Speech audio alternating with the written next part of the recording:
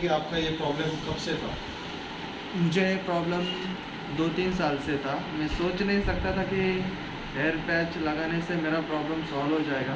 मैं बहुत खुश हूँ कि जॉन सर ने मेरी समस्या दूर कर दी पैच लगाकर, और मुझे बहुत बेटर फील हो रहा है। जी सर, आपकी समस्या प्रॉपरली समझ के हमने उस पर काम किया या हमने अपने सजेशन से जो मन में आया हमारे वो काम किया? नहीं, मुझे जैसे चाहिए थे बाल, मुझे नेचुरल लुक चाहिए था, वैसे ही लुक मुझे मिला है और बहुत मैं खुश हूँ हेयर पैच लगाने से। थैंक यू जॉन सर, जी सर, आपका बहुत बहुत आभारी हूँ मैं। ये जो बहुत काम अच्छा ये काम जो किया। काम है 4 साल पहले हमने स्टार्ट किया था। कस्टमाइज जो हेयर पैच है, आज मैंने पूरा इस पर वीडियो इसलिए बनाया कि ये स्टार्टिंग में हमने ही स्टार्ट किया था।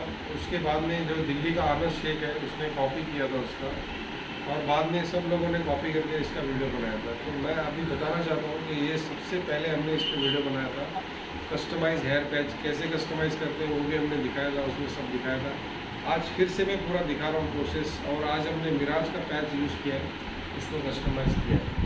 Thank you sir, Rahul sir, आप हमारे पास आए और हमसे काम कराया, आपका हम शुक्रिया अदा करते हैं।